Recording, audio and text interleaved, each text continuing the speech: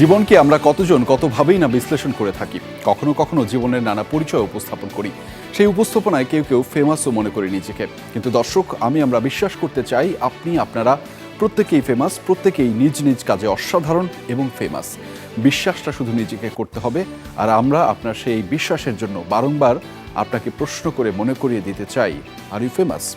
দর্শক, স্বাগত জানাচ্ছি আর ইউ ফেমাস সিজন 2-তে। আপনাদের সাথে আছি আমি আহমেদ রেজা।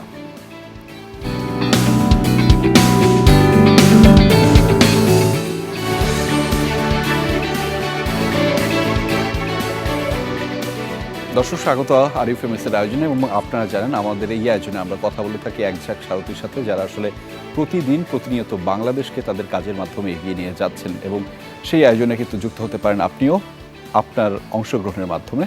আমাদের এই আয়োজনটি টেলিভিশনের পাশাপাশি একই সাথে ফেসবুক এবং ইউটিউবেও সরাসরি সম্প্রচারিত হচ্ছে, এবং ফলে সেখানে আপনি আপনার মন্তব্যটি, প্রশ্নটি জানতে চাইতে পারেন আমাদের অতিথিদের কাছ থেকে। আমরা নিশ্চয়ই সেটি চেষ্টা করব আপনার হয়ে সেই প্রশ্নের উত্তরটি জেনে নিতে। এবং আজকে যেই কাজ নিয়ে আমরা আপনাদের সাথে কথা বলবো, আমাদের সাথে সারথী যারা রয়েছেন তাদের সাথে কথা বলবো, সেটি হচ্ছে পয়জন হচ্ছে যে আমরা ট্রেইলার দেখেছি পয়জনকে নিয়ে, এবং সেটির বিভিন্ন ট্রেইলার আছে যে জীবন সিনেমার না সিনেমার জীবন, নানা ধরনের কথা আছে, আরও অনেক কথা আছে, গল্প আছে, পেছনের গল্প। এবং সেটি আগামী 10 জুন ওটিটি প্ল্যাটফর্মে আসছে। ফলে সবার জন্য উন্মুক্ত তো থাকছেই, কিন্তু সেই পেছনের গল্পগুলো আজকে আমাদের সাথে শেয়ার করতে আমাদের সাথে যুক্ত রয়েছেন পরিচালক, লেখক সঞ্জয় সমদ্দার। স্বাগত আপনাকে আমাদের এই আয়োজনে। কেমন আছেন? ভালো। আপনাকে পেয়ে আমারও বিশেষ ভালো লাগছে। সেই বিশেষ ভালো লাগার অনেক কারণ আছে, সেটি পরে বলবো, একদিন আমার দর্শকদেরকে নিশ্চয়ই সেটি জানাবো। আমাদের সাথে আরও একজন মানুষ রয়েছেন, একে আজাদ সেতু, ভীষণ গুণী অভিনেতা, আমি যার দারুণ ভক্ত। স্বাগত সেতু ভাই, কেমন আছেন? আলহামদুলিল্লাহ, ভালো। আপনাকে বিভিন্ন সময় বিভিন্ন রোলে দেখে ভালো লাগে, এবং মুগ্ধ হয়ে দেখি কাজগুলো, যে কীভাবে এক মানুষ সাবলীলভাবে এত অভিনয় করে। আমরা সেটা নিয়েও কথা বলবো। এবং আমাদের সাথে আরও একজন যুক্ত রয়েছে, আমার তো ভীষণ প্রিয়, কারণ আপনারা জানেন সেই মানুষটিকে আমাদের এই আয়োজনে তিনি এর আগেও দুবার এসেছেন, এবং তার কাজের মাধ্যমে তিনি তাকে চিনিয়েছেন। আব্দুল আল সেন্টু, অভিনেতা। কেমন আছেন সেন্টু? আলহামদুলিল্লাহ, খুবই ভালো। আচ্ছা, দেখতে খুব দারুণ লাগছে আজকে। Thank you. এটা হলো এই যে ক্যারেক্টারের একটা ভালোবাসা তৈরি করতে। ক্যারেক্টার কি? ম্যানেজার? ম্যানেজার। আচ্ছা, সেন্টু তো যেহেতু জানে, সেন্টুকে আমি একটু পরে প্রশ্নটা করছি। দর্শক, আপনারাও নিশ্চয়ই জানেন যে এই প্রশ্নটার অপেক্ষায় ছিল আর কি সবাই। আমরা বিশ্বাস করতে চাই এই পৃথিবীতে সবাই আসলে অসাধারণ তার নিজস্ব কাজের মাধ্যমে। সঞ্জয় দা আমাকে একটু আগে বলছিলেন যে একটা প্রশ্ন না করতে, আমি এই প্রশ্নটা দিয়ে শুরুটা করি। সঞ্জয় দা, আর ইউ ফেমাস? না। কেন না? ফেমাস আমি যেভাবে ডিফাইন করি এটাকে, যে আমরা আসলে একটা কনস্ট্রাকটিভ ওয়েতে মানুষের মধ্যে, অনেক সংখ্যক মানুষের মধ্যে যদি দীর্ঘমেয়াদী ইম্প্যাক্ট রাখা যায়, সেটা আসলে ডিফাইন করে সময় ডিফাইন করে দেয়। সেই সময়ও আমার আসেনি, তো সেই জন্য আসলে সেই কনস্ট্রাকটিভ ইফেক্ট কতটা রাখতে পেরেছে সেটাও এখনো পরীক্ষিত না। তো সেসব কারণে আমি মনে করি না আমি ফেমাস। আচ্ছা, আপনি মনে করেন না, কিন্তু আমরা বিশ্বাস করতে চাই। একটু আগে আমি বলছিলাম যে আমরা বিশ্বাস করতে চাই এই পৃথিবীতে প্রত্যেকটা মানুষ অসাধারণ। নিজস্ব কোনো ব্রত আছে, হয়তো কোনো একটা বার্তা দিতে চান, হয়তো কোনো একটা লক্ষ্য আছে। সেই লক্ষ্যে আপনি আপনার কাজ দ্বারা আপনার সারাউন্ডিং পিপল যারা আছে তাদেরকে উপকৃত করছেন। দিন শেষে সেটা আসলে দেশের ফলাফলে যুক্ত হচ্ছে, দিন শেষে দেশ এগিয়ে যায়। ফলে আপনার কাজের মধ্যে মাধ্যমে যখন দেশ এগিয়ে যায়, আমরা মনে করি যে আপনি একটা দেশের অংশ, আপনি দেশকে এগিয়ে নিয়ে যাচ্ছেন আপনার কাজের মাধ্যমে, এটা আমরা বিশ্বাস করি। ফলে সেটা যদি ইতিবাচক হয়, অবশ্যই সেখানে অসাধারণ এবং আপনি ফেমাস। সেতু ভাই? Not sure. আচ্ছা, তবে আর ইউ ফেমাসে যেহেতু এসেছি, জি, কিছুটা তো ফেমাস বটে। অফকোর্স ইউ আর। সেন্টু, আরেকবার?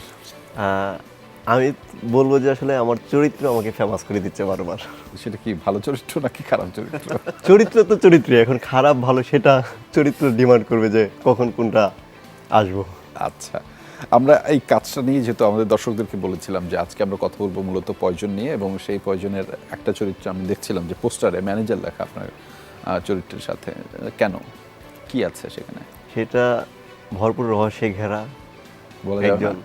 একজন নায়িকার ম্যানেজার, তো একজন নায়িকার যখন মানে সিক্রেট ম্যানেজার হয়, তখন তো জানি না সে কিরকম সুবিধা পায় সব জায়গা থেকে। আচ্ছা, সব ডিলিং কিন্তু তার কাছেই হয়। তো সেই জায়গাটা দিয়ে দিয়েছেন আমাদের যে ডিরেক্টর সঞ্জয় দা, যে তুমি তোমার মতো করে যতটা পারো সাজাও, আচ্ছা, এর আগে এই কাজটা করার আগে কোনো ম্যানেজারের চরিত্রকে কি আপনি ফলো করেছেন, যে আচ্ছা ওই ম্যানেজার কি কি করে, আসলে যদি ওইটা কোনো বলি, নায়িকার ম্যানেজার কি কি করে? সবচেয়ে মজার বিষয়, আমাদের সেটে যে নায়িকা ছিল টিশাপু, ওনার যে ম্যানেজার ছিল আমি ওকেই ফলো করছি। আচ্ছা আচ্ছা, তিশার কাছ থেকে শুনতে পারলে ভালো লাগতো। দর্শক একটু জানিয়ে রেখে, আজকে আমাদের সাথে তানজিদ তিশাও যুক্ত হওয়ার কথা ছিল, কিন্তু সেটা কোনোভাবে আজকে সম্ভব হয়নি। নিশ্চয়ই তিনি হয়তো আমাদের সাথে পরবর্তীতে যুক্ত হবেন। সেতু ভাই, আপনার চরিত্রেরও একটা ক্যারিশমেটিক জায়গা দেখলাম, সেটা একটি গণমাধ্যমকে রিপ্রেজেন্ট করার মতো একটা বিষয় সেখানে। এবং এখন ভিউ এর যুগে নানা ধরনের কথা উঠে, নানা ধরনের আলোচনা হয়। আমি যতটুকু ট্রেইলার দেখেছি সেটি নিয়ে আসলে কথা বলছিলাম। ক্যারেক্টারটা ডেফিনেটলি একজন বিনোদন সাংবাদিকের। আচ্ছা, এখন সবচেয়ে বড় কথা হচ্ছে যে আমাদের এই মাধ্যমটার ভেতরে তো অনেক ধরনের মানুষ আছে। একই মাধ্যমে আমি যদি সাংবাদিকদের জায়গাতেই আসি, আমার ক্যারেক্টারের স্পেসে আসি, সেখানেও আসলে মাল্টি টাইপ মানুষ আছে। অনেক ভালো মানুষও আছে, এমন অনেক বিচ্ছিরি মানুষও আছে যেগুলো আমাদের মানে বছরের পর বছর ধরে আসলে ব্ল্যাক স্পট হিসেবেই থেকে যায়। আবার বিনোদন সাংবাদিকদের একটার মজার জায়গা আছে যে এরা বিনোদন জগতের মোটামুটি সামনের পেছনের সব ধরনের খবরটাই এরা রাখে, সেটা অফিসিয়ালি হোক আনঅফিসিয়ালি হোক। সো ওই রকম একটা ক্যারেক্টারই আসলে এই সাংবাদিক সামান। আচ্ছা, এবং যে হচ্ছে ভেরি পপুলার এবং এই ইন্ডাস্ট্রির অন্যতম একজন মান্যগণ্য ব্যক্তিও, আচ্ছা, যে কারণে তার অ্যাক্সেসটা সব জায়গায় আছে। এবং বাকিটা আসলে আর বলার কিছু নেই, যে এই চরিত্রগুলো আমরা আমাদের আশেপাশে দেখি, সেরকমই একটা চরিত্র। সে কখনো পজিটিভ কখনো নেগেটিভ, এটাই। এটা সঞ্জয়দার কাছ থেকে বাকিটুকু জেনে নেব যে এটা আসলে কারোর একটা প্রতিচিত্র সে দেখে সেই এই চরিত্রায়নটা করেছেন কিনা। তবে তার আগে আমার যেটা জানতে চাওয়ার সেটি হচ্ছে যে আমি কেন দেখব প্রয়োজন, আমি একজন সাধারণ দর্শক কেন দেখব? না না, খুবই খুবই ভালো প্রশ্ন। আমরা আমাদের যে অ্যাজ এ ফিল্ম মেকার, আমি যেভাবে কোনো কন্টেন্ট করার আগে ডিসিশন নিই যে আমি প্রথমেই ভাবি হোয়াই, এই কারণটা আমি কেন করব, কেন দেখবে তারও আগে আমি ভাবি যে আমি এটা কেন করবো। রাইট। তো সেটার একটা রিজন হচ্ছে এই গল্পটা যখন আমি ভাবি এবং আমাদের যে রাইটার তার সঙ্গে যখন এটা নিয়ে যখন কথা বলি যেরকম একটা গল্প হতে পারে, তখনই মনে হয় যে জীবন আসলে খুব আনসার্টেন এবং আমরা আসলে আমাদের ভিতরে হিরো ভিলেন বলে কিছু নেই। অ্যাকচুয়ালি জীবন যুদ্ধে যে জিতে যায় সেই হিরো, মানে হিরোদের কথাই বলা হয়, ওরশিপ করা হয়। আচ্ছা, হ্যাঁ। আর ভিলেন কিছু বাই ব্রিড বা জিনগতভাবে তো ভিলেন যে কিছু ইনস্টিংক্ট ক্যারি করে, কিন্তু জেনারেলি যেটা হয় মানুষ আসলে ভিকটিম অফ সিচুয়েশন। সো আমরা আসলে গল্পটাকে যেখানে একজন নায়িকার জীবনকে এক্সপ্লোর করার মাধ্যমে এবং তার আশেপাশে যে চরিত্রগুলোকে আমরা নিয়েছি এবং সেই চরিত্রগুলোর যে বিভিন্ন শেডস, মানে কোনো চরিত্র এখানে ওইরকম যে হোয়াইট বা খুব ব্ল্যাক এরকম না, মানে প্রত্যেকটা চরিত্রের মধ্যে শেডস আছে, যেভাবে আমরা আসলে আমরা জানি যে হার্ট অফ ডার্কনেস তুমি পড়েছো, অডিয়েন্স মনে হয় জানে না, আমি তোমাকে আসলে তুমি করে বলে ফেলছি, আমার ডিপার্টমেন্টের ছোট ভাই, তো সেটা একটা মানে সেটা গল্প আর কি আমাদের। এনিওয়ে, তো যেটা হচ্ছে যে সেই হার্ট অফ ডার্কনেস আমাদের মধ্যে আসে আর কি, তো সেটাকে আমরা নানানভাবে ম্যানেজ করি এবং সেই কারণে আসলে ওই সভ্যের জায়গা বা ভালো মন্দের দ্বন্দ্বের জায়গাটা এখানে আছে এবং গল্পটা খুবই কন্টেম্পোরারি। আর মানুষ তো আসলে নানান রকম মানুষের জীবনে উকি মারতে পছন্দ করে, তো একজন নায়িকার জীবন খুব ইন্টারেস্টিং, খুবই এরকম থাকে, তো সেই জীবনকে যখন আমরা এক্সপ্লোর করব পর্দায়, তো সেটা আমার মনে হয় দর্শকের সেই আগ্রহ জায়গাটা থাকবে এবং আমরা এখানে প্রচুর হিউমার যা একটা গল্পে থাকে। মানে আমরা আসলে যদি চরিত্রায়নটা একটু দেখি, ট্রেলার তো দেখেছি খুব ঝকমকে ঝলমলে একটা লাইফ সেখানে বিলং করছে, এবং সেইটার ক্ষেত্রে মানে গল্পটা আসলে কোন দিকে আগাবে, তার স্ট্রাগল নাকি তার আসলে খুব বেশি উপরে যাওয়া তারপরে ধাপ করে পড়ে যাওয়া, একটা গল্প থাকে এরকম? না, আসলে গল্পটা একটু মাল্টি লেয়ার্ড। আচ্ছা, মানে গল্পটা এমন না যে খুবই ন্যারো, মানে একটা শেডে বা একটা লাইনে চলে, গল্পটা অনেকগুলো লেয়ার আছে, সেটা একটা দিক। আরেকটা দিক হচ্ছে এখানে আসলে যতটা না ইভেন্ট, তার থেকে বেশি একটা চরিত্রকে এক্সপ্লোর করা। আচ্ছা, এবং শুধু একটা চরিত্র না, তার চারপাশের যে মানুষগুলো, তাদের চরিত্রটুকু, তার যে মানসিক যে বিভিন্ন জার্নি, সেটাকে আমরা এক্সপ্লোর করার চেষ্টা করেছি। সো সেখানে অনেকগুলো ইভেন্ট আছে, ঘটনা আছে, কিন্তু ঘটনার মধ্য দিয়ে বেসিক্যালি একজন নায়িকা এবং তার চারপাশে মানুষদের মনস্তত্ত্বকে আমরা এক্সপ্লোর করেছি।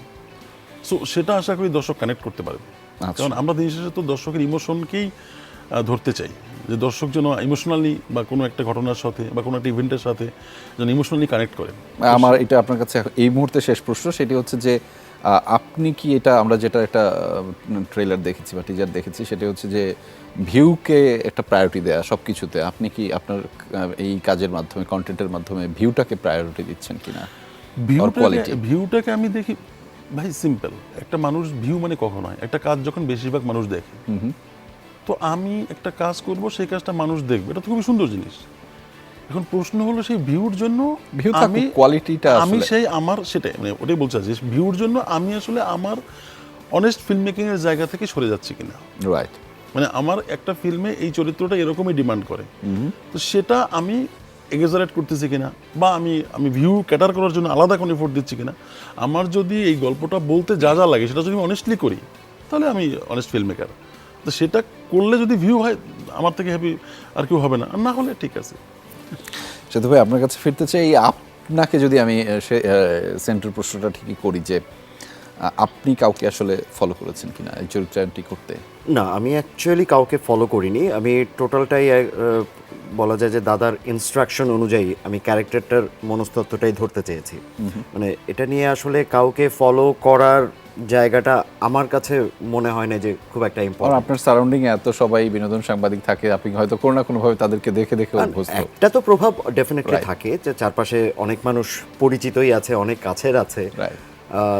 এছাড়াও আরও মানুষ দেখছি, বাট আমি যখন একটা ক্যারেক্টার পোর্ট্রে করার চেষ্টা করি, আমি সবার আগে প্রায়োরিটি দেই ডিরেক্টরস ভিউটা।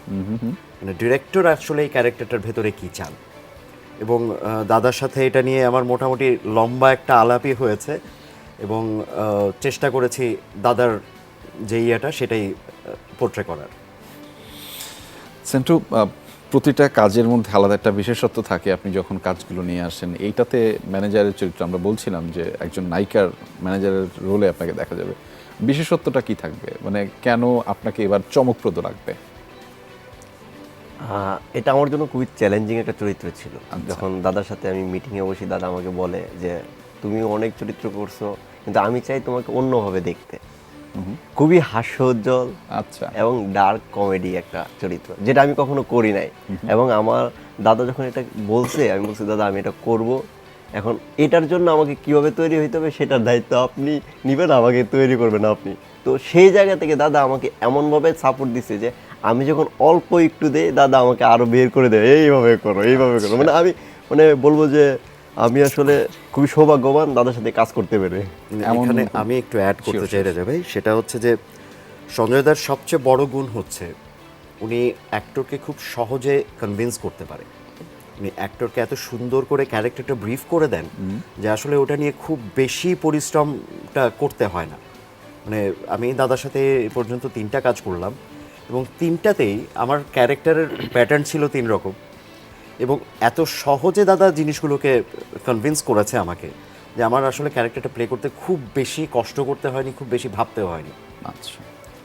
He is a brilliant actor. Of course আমি তার ভক্ত।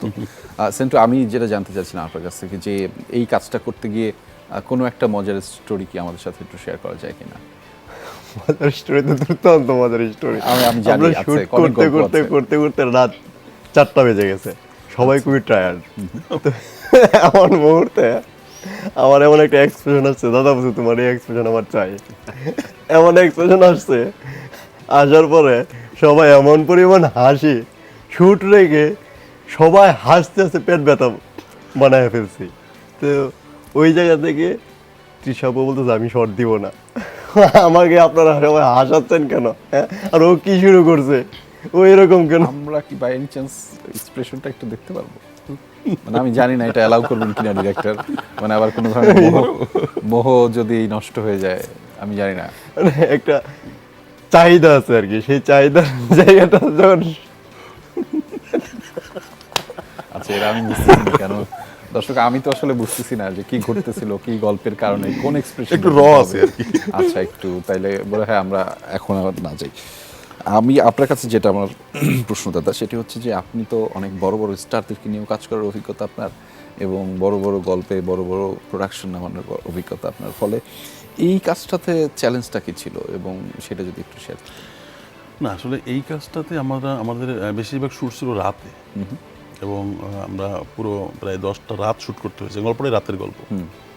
আর তখন টেম্পারেচার অলমোস্ট এরকম বাংলাদেশের লোয়েস্ট টেম্পারেচার, যখন পুরো শৈত্যপ্রবাহ মানে চলছে। যখন একদম টেম্পারেচারটা, তো সেই সময় আবার খোলা আকাশের নিচে শ্যুট করতে হয়েছে।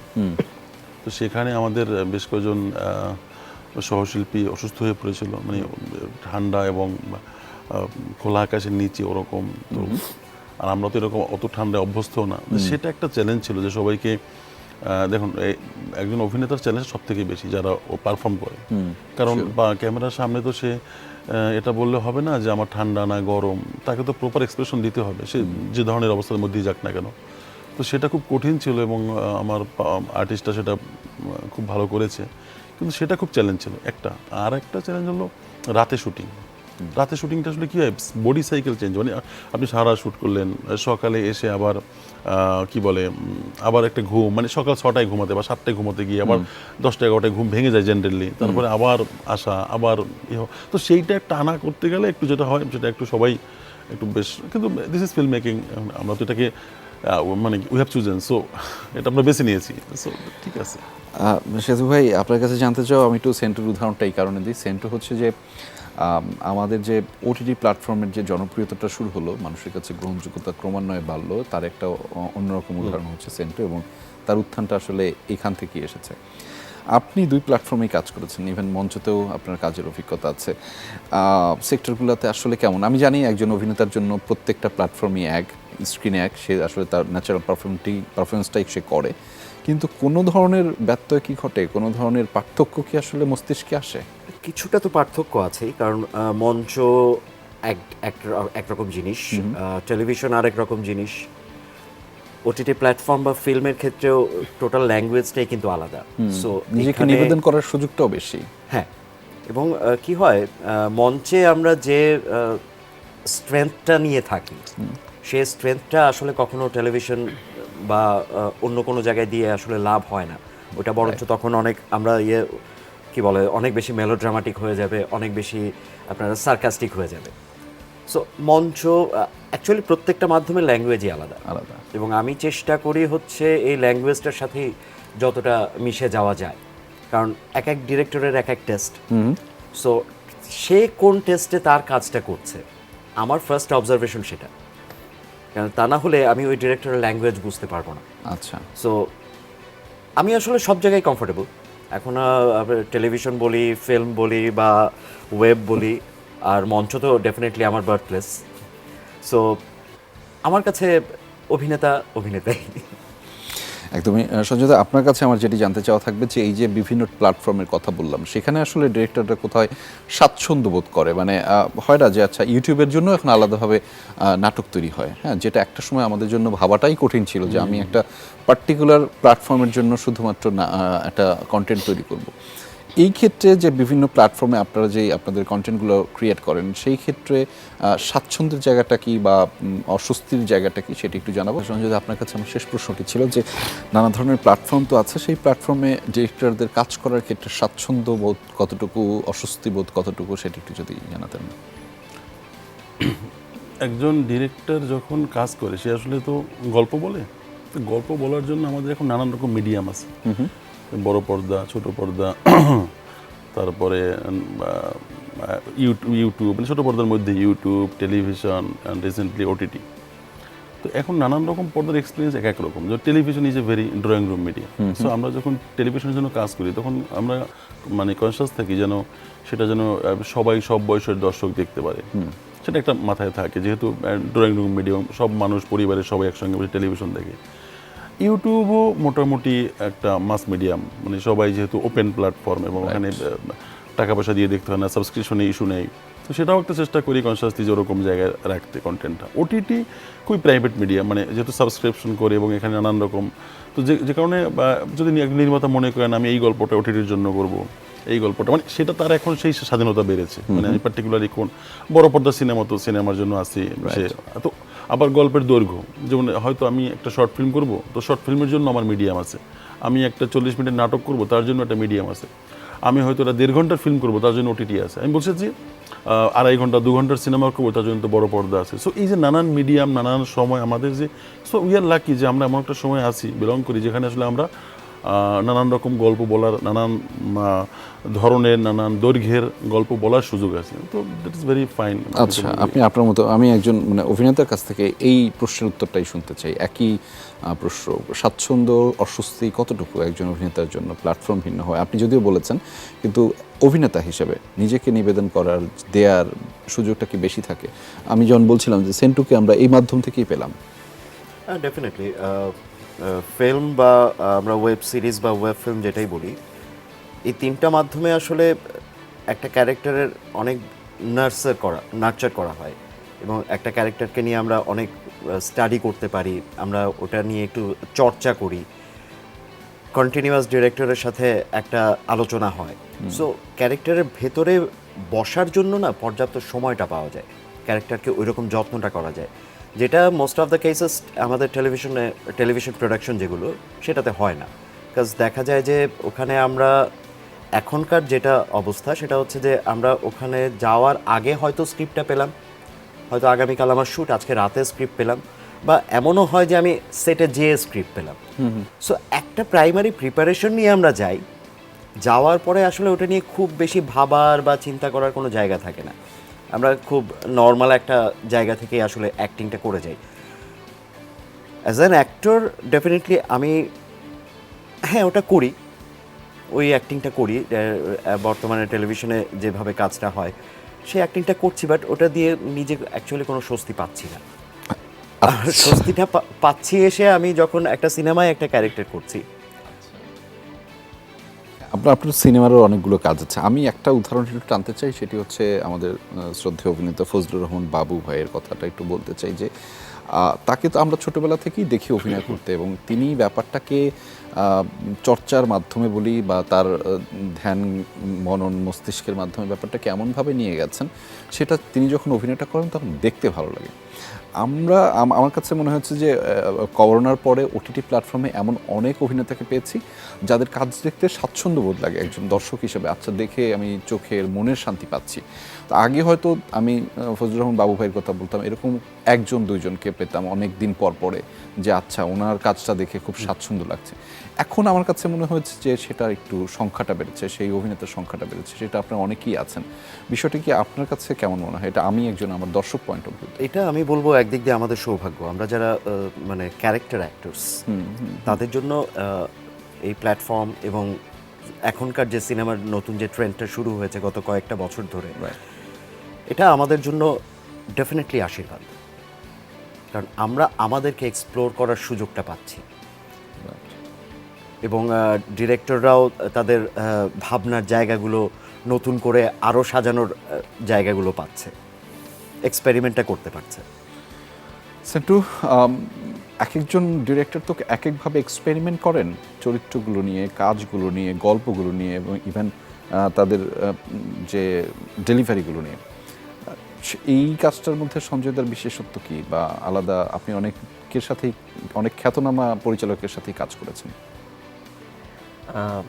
এই চরিত্রটার সাথে সবচেয়ে বড় বিষয় হলো চরিত্রটাকে আমাকে দাদা ভালোবাসতে শিখিয়েছে, যে চরিত্রটাকে ভালোবাসো। আচ্ছা, দাদা তো মাংস দেয় নাই।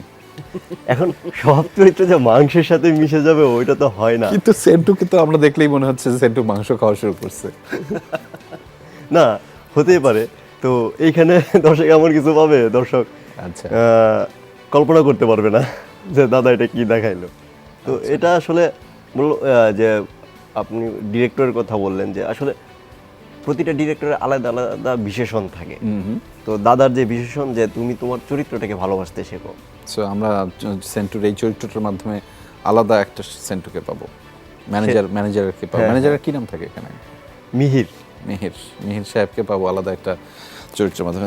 আমাদের একটা পর্ব থাকে সেন্টু, আপনি জানেন, আমি এটা সেতু ভাই আপনাকে দিয়ে শুরু করছি, যে একটা পর্ব থাকে যাহা বলিব মিথ্যা বলিব, যাহা বলিব সত্য বলিব। যে কোনো একটা বিষয় আপনাকে বেছে নিতে হবে, এবং সেটার ক্ষেত্রে মূলত হচ্ছে যে যদি আপনি একটা যাহা বলিব সত্য বলিব বেছে নেন, তাহলে সত্যটাই বলতে হবে, মিথ্যা বললে মিথ্যাটাই বলতে হবে। কিন্তু আমরা যেহেতু এখন ক্রিকেটের একটা ভাইব চলতেছে, আমরা সেটার সাথে একটা যুক্ত করতে চাই যে আমরা ক্রিকেটটাও একটু প্র্যাকটিস করে নিতে চাই। সো ক্রিকেটটার সাথে অর্থাৎ বলটাকে এখন 6 মারতে হবে না, বলটাকে কন্ট্রোলে রাখতে হবে যতটুকু পারা যায়। আমি চাইলে একটু দেখাতে পারি দাদা, একটা বল যদি আমি একটু দেখাই, যে দেখা যাক যে আমি জানি না এটা দর্শকদের জন্য কতটুকু কনভিনিয়েন্ট হবে। ফলে এইভাবে করতে করতে উত্তরটা দিতে হবে। মনে হচ্ছে আমি সবচেয়ে দুর্বল প্লেয়ার হিসেবে বিবেচিত।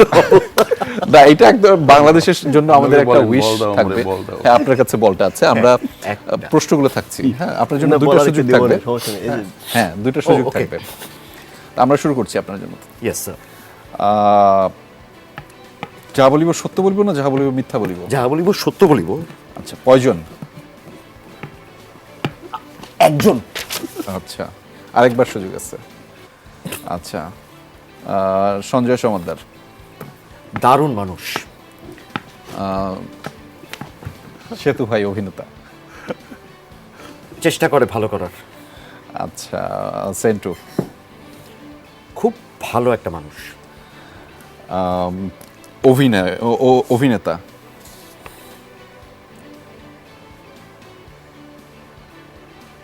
হুমায়ুন ফরিদি। ও, a beautiful mind. Me. Thank you so much. মঞ্চ। বার্থপ্লেস। Thank you. এবার কে? আচ্ছা, আমার একটা প্রশ্ন আছে, যদিও এটা Please. আমি আপনাকে একটু করি। সেটা হচ্ছে হ্যাঁ। যে বাংলাদেশে আপনার সবচেয়ে ফেভারিট প্লেয়ার কেন, কে এবং কেন?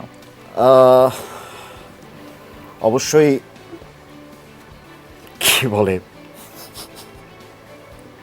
মাশরাফি বিন মুর্তজা। আচ্ছা ওর ক্যাপ্টেন্সি আমার সবচেয়ে বেশি পছন্দ। আচ্ছা, মাশরাফি বিন মুর্তজা ক্যাপ্টেন্সির কারণে ভালো লাগে। এবার সেন্টু, আমরা আপনার কাছে যাহা বলিব ওটা মিথ্যা বলিব, যা বলিব সত্য বলিব, কোনটা? দুর্বল player। মিথ্যা। মিথ্যা? হ্যাঁ, পাক্কা? পাক্কা। ওকে, স্টার্ট। পয়জন। খুবই বাজে, মাংস। এত বাজে, খাইতে খাইতে তিতা লাগে। আচ্ছা, সেন্টু। খুবই বাজে মানুষ। তানজিন তিশা। কি ন্যাকামি করে বেশি। সঞ্জয় সমাদ্দার। দেখতে সুন্দর কিন্তু মানুষটা কেমন জানি। সিনেমা। সিনেমা, এটা আবার কি? ক্রিকেট। ফুটবল। ওকে, বাংলাদেশে একজন পছন্দের খেলোয়াড় কে এবং কেন? আশরাফুল। আমার তার ব্যাটিং লাইন এবং সব কিছু খুবই প্রিয়। ও, সেন্টু তো এখনো চলতেছে। গুড। Very good. থাক, শেষ। শেষ শেষ শেষ শেষ শেষ। থ্যাংক ইউ থাকুক, ওটা থাকুক। আর আমাদের কাছে আরো অনেক বলা আছে, সমস্যা নেই। দাদা, আপনার জন্য এবার আপনি যাহা বলিব সত্য বলিব না যাহা বলিব? Truth is ultimate defence. Okay, শুরু করলাম। পয়জন। এসেন্টু কিভাবে বললাম? জি, পয়জন। আস্তে করে দেন, আস্তে আস্তে আস্তে। Access of anything. ওকে, সমস্যা নেই, বল আছে, বাউন্স এখানে উড়াইতে আছে, এখানেও বল আছে। বাউন্স উঠাবেন। হ্যাঁ হ্যাঁ, তারপরে হচ্ছে সঞ্জয় সমাদ্দার। হ্যাঁ হ্যাঁ। খুবই রিজনেবল। তানভীর।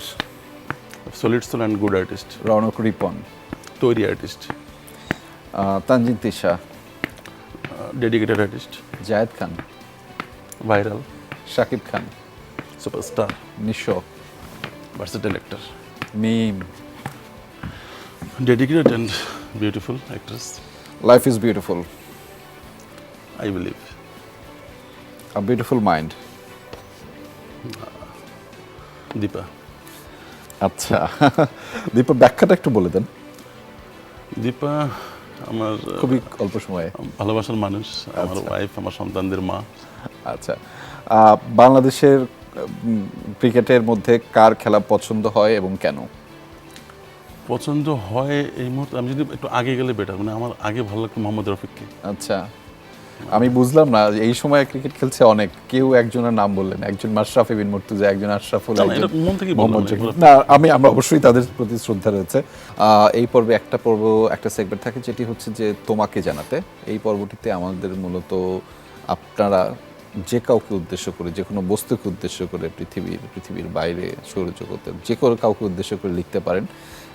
একটা চিঠি লেখা হয়, আমরা জানতে চাই যে আসলে কি লিখতে চান, যে সেটা একটু দর্শকদেরকে জানাতে চাই। সেন্টু, আগে আপনাকে দিয়ে শুরুটা করতে চাই। সেন্টু কি লিখেছে, কাকে লিখেছে? প্রিয়, ভালো থেকো সুন্দর, স্বপ্নের দৌড়ে এগিয়ে যাও, পৃথিবীর সাথে মিশে যাও নিজের কাজের শক্তি দিয়ে। ইতি সেন্টু। প্রিয়টাকে, প্রিয় মানুষ, প্রিয় মানুষটাকে নাম? সেটা আছে মানুষ, আচ্ছা তো লিখতে হবে প্রিয় অজানা মানুষ বা প্রিয় নাম। প্রিয় নামটাই প্রিয়। আচ্ছা, নাম বলতে চাই না এরকম মানুষ, না, একটা নামটাই প্রিয়। মেনশন তো করতে হবে। নামটা প্রিয়। আচ্ছা, এরকম কিছু না, নামটা প্রিয়। ব্যাপারগুলো ঘটতেছে এরকম না কিছু? না না, নামটা প্রিয়। তা আমরা বলি তাহলে যে না এরকম ঘটতেছে, দেখা যাক। না না না, ঘটতেছে।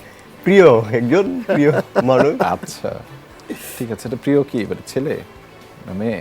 মেয়ে ছেলে উভয় হইতে পারে। ছায়া? হইতে পারে। আচ্ছা, কিছু একটা আছে, যাই হোক। সেতু ভাই? প্রিয় পৃথিবী, আচ্ছা, অসম্ভব ভালোবাসি তোমাকে। অনেক কিছু করার আছে তোমার জন্য, অনেক কিছু করতে চাই। সুন্দর একটা পৃথিবী চাই। ভালো থেকো সবসময়। Thank you very nice. সাহেব। আসলে আমি এটা লাইভ দেখতেছি না, জানি না, দেখার কথা না। আমি ওর বউ কি লিখি আর কি। আচ্ছা, প্রিয় দীপা, 3 লাইন লেখার সুযোগ আছে, কি লিখবো? আমি জানি আমি যদি মরেও যাই এখন, তাও নিশ্চিন্ত যে আমাদের সন্তান, বাবা মা তোমার কাছে খুব ভালো থাকবে। ভালোবাসি, ইতি সঞ্জয়। ভালোবাসার এই ব্যাপ্তিটুকু ছড়িয়ে যাক শুধুমাত্র এখানে না, পুরো বিশ্বেই। আমরা চাই যে পৃথিবীর সবাই আসলে ভালো থাকুক, সেই প্রত্যাশা আমরা করছি। তবে আমাদের যে প্রত্যাশায় আপনাদের কাছে জানতে চাওয়া সেটি হচ্ছে যে আপনাদের সামনের কাজগুলো কী কী? সেন্টু জানাবেন যে আর কী কী কাজ করছেন যেটার জন্য আমাদের আগ্রহ। অবশ্যই আমরা প্রয়োজন এখনও পাইনি, সেটা প্রয়োজন দেখব, তবে আগ্রহ আছে যেহেতু সামনে ঈদ। আর কোনো কাজ কি করছেন কিনা?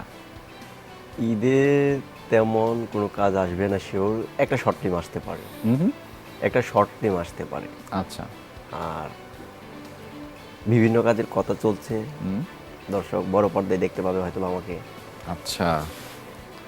So খুবই এটা- চমৎকার একটা ভাবে নিজেকে নিয়ে আসার চেষ্টা করছি।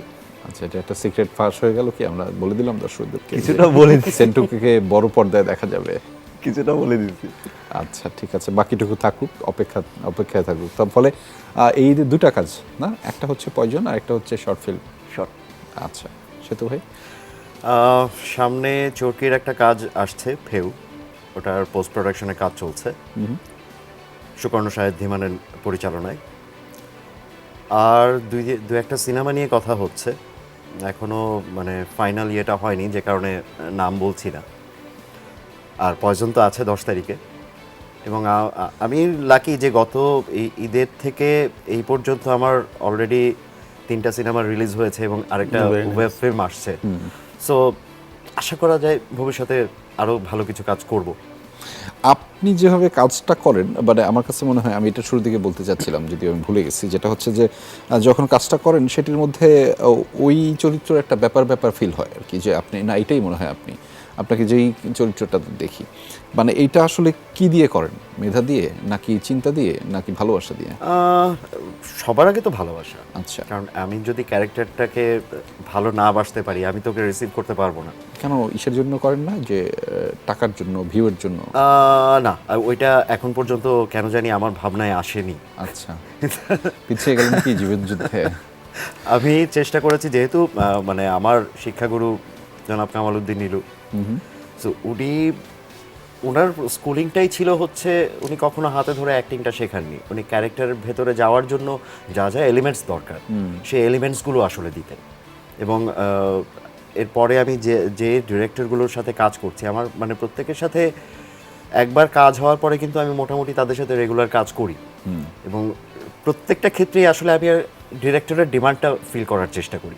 আমি জানি না কতটুকু সাকসেস হয়েছি, দাদা বলতে পারবে, বাট আমার ফার্স্ট প্রায়োরিটি হচ্ছে যে ক্যারেক্টারটা প্রথম শটটা যখন হয়, আমি অন্তত 10 বার ডিরেক্টরকে ডিস্টার্ব করি, স্যার আগে বলেন যে আপনি জিনিসটা পাচ্ছেন কি না, না পেলে আমি এটাকে আবার করব। সো আমার প্রথম ভাবনাটা, ডিরেক্টরের ভাবনাটা মিলিয়ে তারপরে হচ্ছে আমি কি করছি আমি তো বুঝতে পারবো না, ডিরেক্টর ওটা বুঝবে বা ডিওপি ওটা বুঝবে, যারা স্ক্রিনে দেখছে ওরা বুঝবে। সো তাদের কাছ থেকে আউটকামটা আমি আগে নেই, এবং সেটাই আমি আসলে ক্যারেক্টারের পেছনে ওকে, ইউজ করি। সঞ্জয়দা কি কাজ আসছে? পয়জন তো আসছে অবশ্যই, তারপরে চিন্তা ভাবনা কি কি কি কাজ হাতে আছে? পয়জনের প্রিমিয়ার হচ্ছে 10 তারিখে। 10 তারিখে। তো এরপরে এটা অন এয়ার হয়ে যাবে দীপ্ত প্লেতে। দীপ্ত প্লে ওটিটিতে দেখা যাবে সাবস্ক্রাইব করে। তো সেটা আশা করি দর্শক দেখবেন, এবং আমরা কাজটা নিয়ে অনেক পরিশ্রম করেছি। পুরো রাতের গল্প, যেহেতু প্রচুর আমাদের নাইট শুটিং ছিল, বা সব কিছু মিলে it was very challenging to shoot. Anyway, তো দর্শকের ভালো লাগলে সেটা সার্থক, দিন শেষে তাদের ভালো লাগাটাই গুরুত্বপূর্ণ। তো দীপ্ত প্লেতে আসছে পয়জন, সেটা তো আসছে। আর আমি অ্যাকচুয়ালি এখন ফিল্মের প্রেপ চলছে আমার, তো ফিল্মের প্রি প্রোডাকশন চলছে। অবশ্য আমি অক্টোবর নভেম্বরের নাগাদ শুটে যাব, এখন পর্যন্ত মানে সোফার যা প্ল্যান। আচ্ছা, তো এই আর, কিন্তু ফিল্মের বিষয়ে কিছু বলা যাবে না, কারণ মানে এনডিএ আছে, যেহেতু নন ডিসক্লোজার এগ্রিমেন্ট আছে। বলতে পারবো না, এটা প্রোডাকশন হাউস ডিক্লেয়ার করবে। ওকে, ঠিক আছে। আমরা একদম আয়োজনের শেষ দিকে সেন্টু এক বাক্যে দর্শকদের উদ্দেশ্যে কিছু, এক বাক্যে একদমই।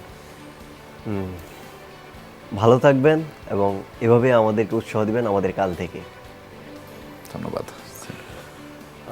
অবশ্যই সবাই ভালো থাকবেন এবং আমাদের জন্য দোয়া করবেন, আমাদেরকে সাপোর্ট দেবেন। আপনাদের সাপোর্টটা আমাদের সবচেয়ে বেশি জরুরি। একদম। সঞ্জয়দা? জীবন থেকে যা কিছু বিষাক্ততা ঝেড়ে ফেলুন। আমরা সবাই ভালো থাকি, মানুষকে ভালোবাসি। আর এই যে পয়জন নিয়ে কি যেন একটা বলছিলেন আপনারা, যে জীবনে যে বেশি কিছু, যা কিছু এক্সেস অফ এনিথিং, এটাই হচ্ছে প্রয়োজন। আর এটা কি প্রয়োজনের অতিরিক্ত। আচ্ছা, আর দু একটা কি কি যেন ছোট ছোট ডায়লগ দিচ্ছিলেন, টিজারে একটু শোনাবেন দর্শকদের, যদি বলতেন ছোট ছোট। তোর মানে সময় এখন কিছুটা আছে, সময় একদমই নাই। ছিল যে হ্যাঁ, মানে এই যে জীবন সিনেমার মতো নাকি সিনেমা জীবনের মতো। আচ্ছা। তো আরেকটা শেষে ছিল যে life is stranger then cinema. সেটা আমরা বিশ্বাসও করি, life is stranger then a film, এবং সেটা তার ভয়েসেই যায়, তার লিপেই যায়। হ্যাঁ, সো এই তো আর কি। সো আমরা থ্যাংক ইউ, আপনারা আমাদের সাথে যুক্ত হচ্ছেন। আমরা কৃতার্থ আপনাদেরকে পেয়ে, এবং আপনাদের এই কাজটি দর্শক নন্দিত হোক, মানুষের কাছে পৌঁছে যাক এবং মানুষের হৃদয়ে থাকুক, সেটি আমাদের প্রত্যাশা। দর্শক দেখছিলেন আরইউ ফেমাসের আয়োজন, এবং যাদের কাজটি কথা বলছিলাম সেটি আসলে কিন্তু বাংলাদেশের কাজ। বাংলাদেশের কাজ মানে হচ্ছে আমার কাজ, আপনার কাজ। এই কাজটা যখন আপনি দেখবেন, আপনি যখন এটি মূল্যায়ন করবেন, আপনি যখন এটিকে আরেকজনকে বলবেন, তখন কিন্তু আপনি এই কাজটিকে এগিয়ে নিলেন না, মূলত বাংলাদেশকে এগিয়ে নিলেন। কেননা হচ্ছে এই কাজগুলো যত বেশি প্রচারিত হবে, যত বেশি মানুষের কাছে পৌঁছে যাবে, তত বেশি আসলে বাংলাদেশ গ্লোরিফাই হবে। ফলে বাংলাদেশকে এগিয়ে নিয়ে যাওয়ার দায়িত্বটা কিন্তু আপনার, কেননা আমরা সবাই বাংলাদেশকে বেশি বেশি ভালোবাসি, আর বাংলাদেশটা তো আমার, আপনার, সবার। ফলে বাংলাদেশকে এগিয়ে নেওয়ার জন্য প্রতিদিন, প্রতিনিয়ত এই কাজগুলো দেখতে থাকুন, এবং আপনারা সেটার সাথে থেকে আপনাদের কাজগুলো সম্পন্ন করতে থাকুন। ভালো থাকবেন, দেখা হবে অন্যদিন অন্য আয়োজনে।